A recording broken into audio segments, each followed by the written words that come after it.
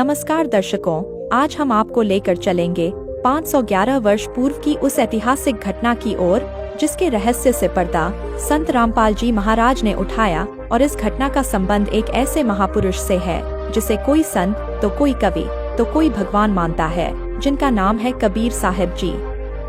जी हाँ दर्शकों, कबीर साहब को कोई संत तो कोई कवि तो कोई भगवान मानता है, लेकिन दर्शकों संत रामपाल जी महाराज ने इस ऐतिहासिक घटना का रहस्य जिन साक्ष्यों के साथ दिया है, जिसे जानने के बाद आप स्वयं इस निर्णय तक पहुंच जाएंगे कि वास्तव में कबीर जी कौन थे। तो इस रहस्य को जानने के लिए देखिए यह पूरा वीडियो।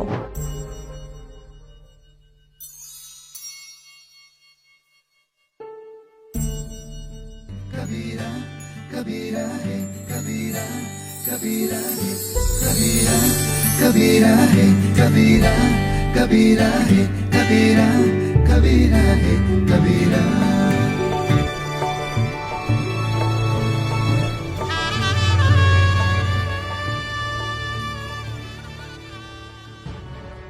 पूर्ण परमात्मा सर्वश्रेष्ठी रचनहार कबीर देव प्रत्येक युग में इस धरा पर अवतरित होते हैं और एक आम जन साधारण की तरह लीला करते हुए अपने वास्तविक घर यानी सतलोक की जानकारी भक्त समाज को देते हैं।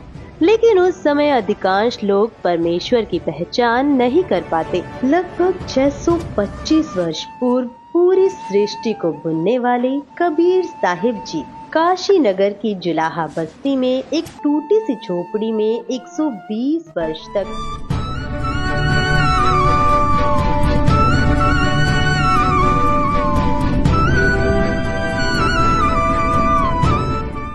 कपड़ा बुनने की लीला करते हुए अपने तत्व ज्ञान और सतलोक की महिमा का गुणगान किया करते।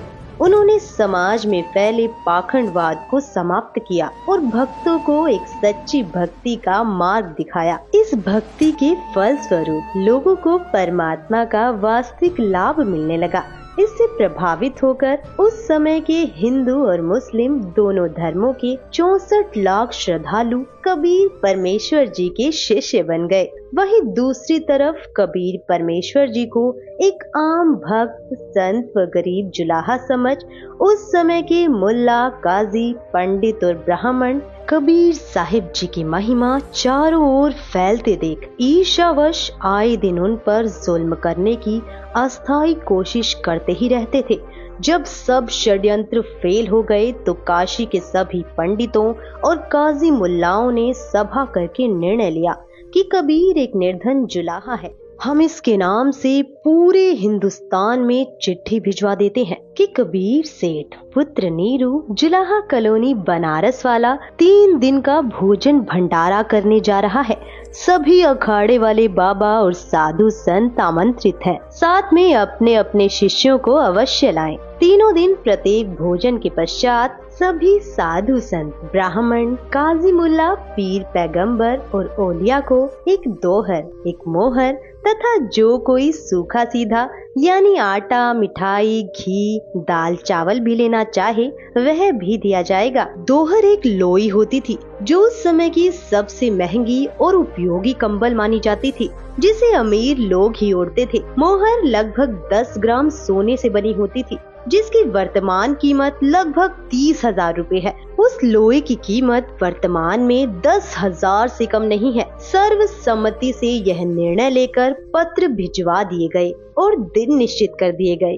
निश्चित दिन को 18 लाख साधु संत ब्राह्मण मंडलेश्वर अपने अपने शिष्यों सहित पहुंच गए। सबको लालच था कि प्रत्येक भोजन के पश्चात उपरोक्त दक्षिणा मिलेगी, इसलिए अपने अपने शिष्यों को मंडलेश्वर ले आए कि अच्छा माल मिलेगा, सूखा सीधा भी लेंगे, महीनों का खाने का और कई हजार का सोना तथा लोई मिलेगी, बेचकर काम चलाएंगे। कबीर परमेश्वर ने 2 रूप में अभिनय किया।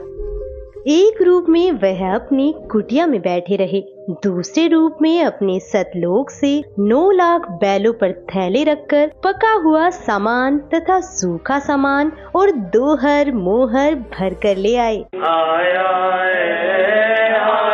है बंजारा केशव आया है, काशी आया माल अपारा केशव आया है।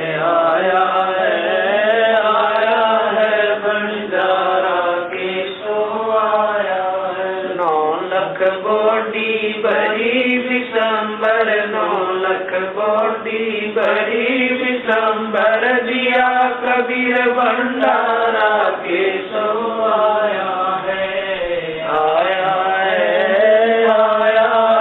बंजारा के सो आया है धरती ऊपर तंबू तारे धरती ऊपर तंबू तारे चौपड़ के बजारा के सो आया है बंजारा के सो आया है कौन देश से बालद आई कौन देश से बालद आई ना कहीं बजाने वाला के सो आया है बंजारा के सो आया है अपरम पार पार गत तेरी अपरम पार पार गत तेरी कित उतरी जलधारा के सो आया है बंजारा के सो आया है साहूकार नहीं कोई जाके साहूकार नहीं कोई जाके काशी नगर मजारा के सो आया है बंजारा के सो आया है दास गरीब कल्प से उतरे दास गरीब कल्प से उतरे जिया पे अलग कर तारा के सो आया है बंजारा के सो आया है दास गरीब कल्प से उतरे दास गरीब कल्प से उतरे जिया पे अलग कर तारा के सो आया है बंजारा के सो आया है काशी के बाजार में टेंट लगाकर सारा सामान टेंटों में रख दिया और कुछ सेवक भी सतलोक से साथ आए थे जो सभी व्यवस्थाएं संभाल रहे थे। भंडारा शुरू कर दिया गया। 3 दिन तक चिट्ठी में लिखे अनुसार सभी दक्षिणा दी गई। उस समय भोजन भंडारे में दिल्ली का राजा सिकंदर लोधी भी आया था और उसका निजी पीर शेख तकी भी आया था। शेख तकी उपरोक्त षड्यंत्र का मुख्य सदस्य था। उसने सिकंदर लोधी को भी पत्र भिजवाया। वह चाहता था कि किसी तरह सिकंदर लोधी के दिल से कबीर जी उतर जाएं और मेरी महिमा बढ़े। उस शेख का अनुमान था कि अब की बार कबीर काशी से भाग जाएगा और भंडारे में पहुँचे साधु कबीर को गालियाँ दे रहे होंगे। राजा भी कबीर जी का प्रशंसक नहीं रहेगा। परंतु जब वे भंडारे के स्थान पर पहुँचे तो देखा कि लंगर चल रहा है और सभी दक्षिणा दी जा रही है। सभी साधु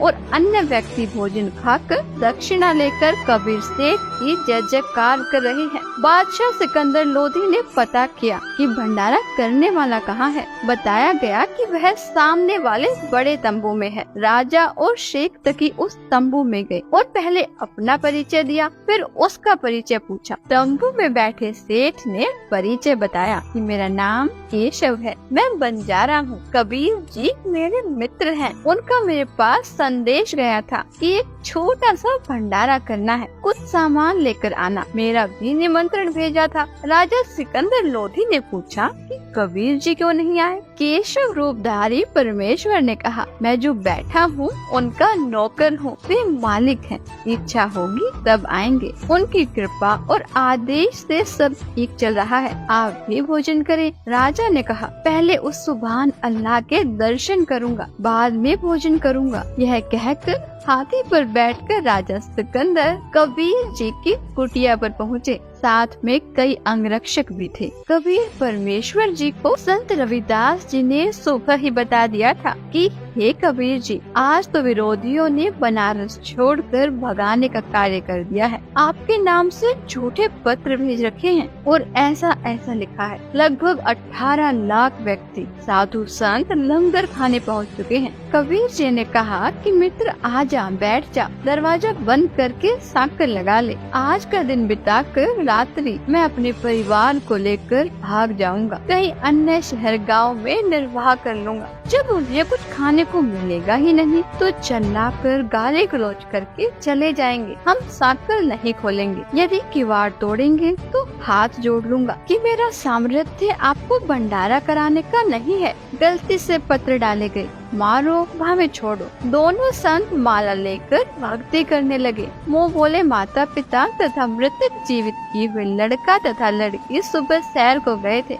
इतने में दिल्ली के बादशाह सिकंदर लोधी ने दरवाजा खटखटाया। संत रविदास जी ने कहा, प्रभु लगता है कि अतिथि यहाँ पर भी पहुँच गए हैं। कबीर जी ने कहा, देख सुराग से बच्चे तो नहीं आ गए हैं। रविदास जी ने देखकर बताया कि नहीं, कोई और ही है। 2-3 बार दरवाजा खटखटाकर राजा सिकंदर लोधी ने अपना परिचय देकर बताया कि आपका दास सिकंदर आया है, आपके दर्शन करना चाहता हूँ। परमेश्वर कबीर जी ने कहा, राजन आज दरवाजा नहीं खोलूंगा, मेरे नाम से झूठी चिट्ठियाँ भेज रखी हैं। लाखों संत भक्त पहुँच चुके हैं। रात्रि होते ही मैं अपने परिवार को लेकर कहीं दूर चला जाऊंगा। सिकंदर लोधी ने कहा, परवरदिगार आप मुझे नहीं बहका सकते, मैं आपको निकट से जान चुका हूँ। आप एक बार दरवाजा खोलो, मैं आपके दर्शन करके ही जलपान करूँगा। परमेश्वर की आज्ञा से रविदास जी ने दरवाजा खोला तो सिकंदर लोधी मुकुट पहने पहने ही चरणों में लौट गया और बताया कि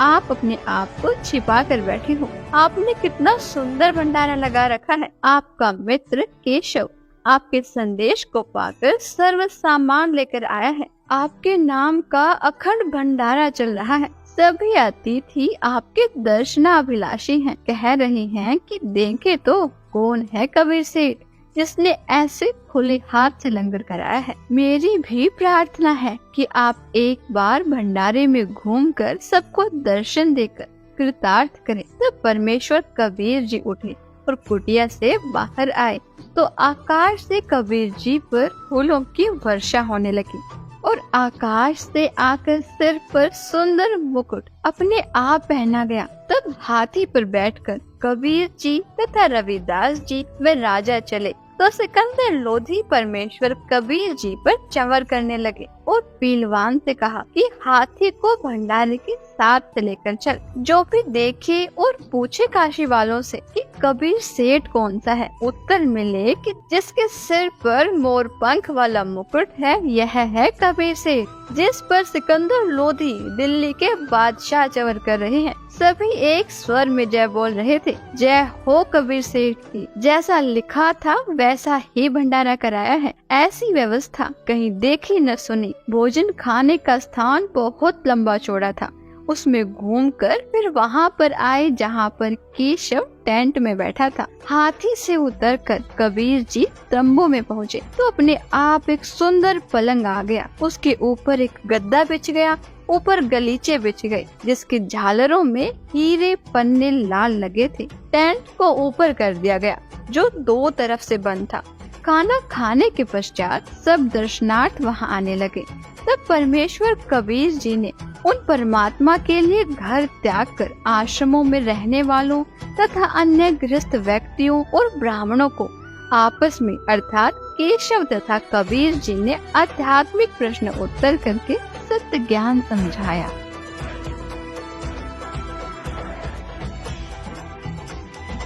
चौपड़ के बाजार फिर कर आए के सो पास, गरीबदास कुर्बान गति क्या क्या कहूँ विलास। पाट पटम्बर बस गए ऊपर हीरे लाल, गरीबदास साहेब धनी डाये मुक्ता माल। केसो और कबीर का तंबू माई मिलाप, गरीबदास 8 पैर लग गोष्ठी निजगर गाप। केसो कहत कबीर से पूछत बाता बीन, गरीबदास क्यों उतरे ऐसे मुल्क मलीन। 100 योजन पर लगत है या दुनिया की गंद, गरीबदास केसो कहे आड़ चाम का फंद। सुन कबीर सुर वेद हूँ कैसो कष्ट करंत। गरीबदास गंदे मन से मेला आन भरंत। विष्टा जिनके देह में मगन फिरे दिन रात। गरीबदास कैसो कह जिन सिर यम की घात। सुन कबीर मन भावने तुम्हारी बात अगाध। गरीबदास कैसो कह तुमसे तुम ही साध। धन कबीर कुर्बान जा ऐसी रहरी तुम्हार। गरीबदास के सो कह छोड़िए गंदा संसार। नरक भरे तिस उदर है रुदर भरी सब देह। गरीबदास के सो कह या मनुष्य मुखे है। राम नाम कैसे भोर नरक नगीन शरीर। गरीबदास के सो कह विलंबे कहाँ कबीर। दम बिन दे ही सही नहीं जमी आसमान। गरीबदास के सो कह जहाँ रहन स्थान। हीरे पीले मोती जहाँ हीरे बदन सफेद। गरीबदास के सो कह सुनो देश का भेद। लाल श्याम जहाँ रतन है नहीं भौतिक आकार। गरीबदास के सो कह चल कबीर परिवार। सुन के सो अब वंदना कह कबीर संदेश। गरीबदास लोक में है हमारा परवेश। आड़ चाम की देई में दूध रतन सरवंत। गरीबदास घट पिंड में ऐसे है भगवंत। तन दूधी को पाड़ कर जय कोई देखे दूध। गरीबदास उस पिंड में आड़ चाम और गूद। हमरे ही हुनियारे है अमरा सिरजनहार। गरीबदास विधि भेद सुन कुल मुक्ति द्वार। युग 70 हम ज्ञान दिया जीवन समझा एक। गरीबदास घर घर फिरे दरे कबीरा भेख। 70 युग सेवन किए किन न बुझी बात। गरीबदास में समझात हूँ मोहे लगावे लात। कल्प कोटि युग बीतिया हम आए हर बेर। गरीबदास के सो सुनो देन भक्ति की टेर। स्वर्ग मृत्यु पाताल में हम बैठे कई बार। गरीबदास घर घर से जा मार मार के मार। हमारी जात अपूर्वी पूर्व रहनी हमारे। गरीबदास कैसे जुड़े पश्चिम के कतार। हम है ठेठ पूर्व के उतरे ओगट घाट। गरीबदास जी दक्षिण के यो नहीं मिलती साट। हम पूर्व के पूर्वी उत्तर देश उतरंत। गरीबदास जी दक्षिण के योनि संग चलंत। जिन्हों हमारी सीख ली काटू जरा मण जंजीर। गरीबदास के सो सुने ऐसे कह कबीर। फिर बाजी विद न रचे वे नी जीव अवंत। गरीबदास सत्यलोक में अमर पटा पावंत। अनंत कोट बाजी जहाँ रचे सकल ब्रह्मंड। गरीबदास मैं क्या करूं काल करत जीव खंड। किलों काल निकंद हूँ जीव वंश नहीं होए। गरीबदास जुल्ला कहे शब्द न बूझे कोए। मनुष्य जीव क्या बात है पशु पक्षी परवाने। गरीबदास जुल्ला कहे करहूँ हंस अमान। मैं बंजारा आदि का यही हमारी साट। गरीबदास जी अबे करूं बोर न आवे बाट। एक गाड़ा एक जलाइए यानी मोए सुहाए। गरीबदास सतलोक में देहूं जीव पहुँचाए। सुन कबीर के शोक है जो कुछ करो सो कीन। गरीबदास मुख्तार तुम ही दीन वे दीन। सुन सतगुर तो से कहूँ तुम हो दीन दयाल। गरीबदास आदीन में तुम साहिब अब्दाल। अनंत कोटि ब्रह्मांड को तारत लगे नेवार। गरीबदास के सो कहे तुम ही दारमदार। तुम ही दारमदार हो यहाँ कल्प नहीं इंच। गरीबदास के सो कहे सब तुमरे ही परपंच। के सो चले सौदाम को 9 लाख बोली लीन। गरीबदास बंधन किया बाजत है सुरबीन। के सो और कबीर जित मिलत बेता एक। दास गरीब कबीर हरि दरते नाना भेख। बंजारे और बैल सब लाए थे भरमाल, गरीबदास सतलोक को चले गए तत्काल। आवत जाते ना लखे कौन जाम प्रकाश, गरीबदास बूझ है कहाँ गए हरिदास। हरि में हरि के दास है दासन के हरि पास, गरीबदास पद अगम गति सात की उदास। चलो सिकंदर बादशाह क्यों व्यर्था वक्त कमाए, गरीबदास उस पीर के तन मन लगी भाए। जेता शहर कबीर का हमरे बहुत अनेक, गरीबदास से तक के लगी जुबान मेख। गूंगा भया बोले नहीं जवाब जुबान, गरीबदास मारा पड़ा बिन ही करो कमान। एता दोष दरे कहा दग्ध जमी आसमान, गरीबदास गूंगा भया बहरा हुआ कान।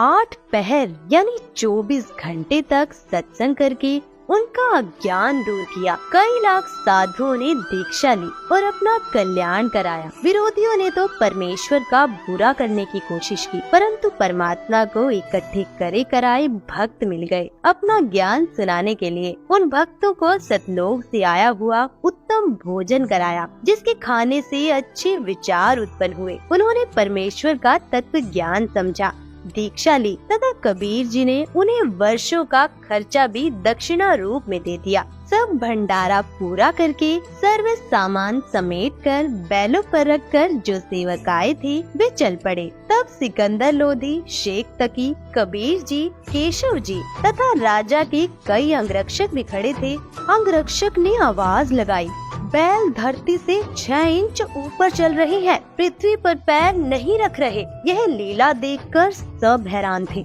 फिर कुछ देर बाद देखा तो आसपास और दूर तक न बैल दिखाई दिए और न बंजारे सेवक। सिकंदर लोधी ने पूछा, हे कबीर जी, बंजारे और बैल कहाँ गए? परमेश्वर कबीर जी ने उत्तर दिया कि जिस परमात्मा के लोक से आए थे उसी में चले गए। उसी समय केशव वाला स्वरूप देखते ही देखते कबीर जी के शरीर में समा गया। सिकंदर राजा ने कहा, हे अल्लाहु अकबर, मैं तो पहले ही कह रहा था कि यह सब आप कर रहे हो, अपने आप को छिपाए हुए हो। शेख तकी तो जल भून रहा था, कहने लगा कि ऐसे भंडारे तो हम मने को कर दे, यह तो महोछा सा किया है, हम तो जग जोनार कर देते। महोछा कहते हैं वह धर्म अनुष्ठान जो किसी पुरोहित द्वारा पितृदोष मिटाने के लिए थोपा गया हो। उसमें व्यक्ति बताए गए नग मन मारकर सस्ती कीमत के लाकर पूरे करता है, हाथ सिकोड़ कर लंगर लगाता है। जिसके घर कई वर्षों के बाद संतान उत्पन्न होती है तो दिल खोल कर खर्च करता है, भंडारा करता है तो खुले हाथों से। संत गरीबदास जी ने उस भंडारे के विषय में जिसकी जैसी विचारधारा थी यह बताई। गरीब कोई कहे जग जो नार करी है, कोई कहे महोछा, बड़े बड़ाई करया करें गाड़ी काटे ओछा। भावार्थ है कि जो भले पुरुष थे वे तो बड़ाई कर रहे थे कि जग जो नार करी है, जो विरोधी थे वो ईर्ष्यावश कह रहे थे कि क्या खाक भंडारा किया है, यह तो महोछा सा किया है। जब शेख तकी ने ये वचन कहे तो वह गूंगा तथा बहरा हो गया और शेष जीवन पशु की तरह जिया। अन्य के लिए उदाहरण बना कि अपनी ताकत का दुरुपयोग करना अपराध होता है और उसका भयंकर फल भोगना पड़ता है। दर्शकों, अभी आपने देखा कि पूर्ण परमात्मा कबीर जी ने अपनी समर्थता का परिचय देते हुए 3 दिन तक 18 लाख साधु संतों को केशव बंजारा रूप में सतलोक से आकर भंडारा कराया था। और ऐसे ही दिव्य भंडारे को वर्तमान समय में संत रामपाल जी महाराज द्वारा 10 से अधिक सतलोक आश्रमों में साल में 6 बार करवाए जाते हैं, जिसमें पूरे विश्व को आमंत्रित किया जाता है, जिससे यह सिद्ध होता है कि समर्थ पूर्ण परमात्मा कबीर जी ही वर्तमान समय में संत रामपाल जी महाराज के रूप में इस धरा में मौजूद हैं, क्योंकि समर्थ कबीर परमात्मा के बिना पूरे विश्व को भंडारा कराना संभव नहीं है। दर्शकों, इस वीडियो में आपने कबीर साहिब की 18 लाख साधु संतों को दिव्य भंडारा कराने की एकमात्र लीला के विषय में जाना, लेकिन कबीर परमात्मा ने आज से लगभग 600 वर्ष पूर्व ऐसी अनेक लीलाएं की थीं। कबीर साहिब की संपूर्ण लीलाओं की विस्तृत जानकारी जानने के लिए संत रामपाल जी महाराज के मंगल प्रवचनों को प्रतिदिन देखिए संत रामपाल जी महाराज YouTube चैनल पर।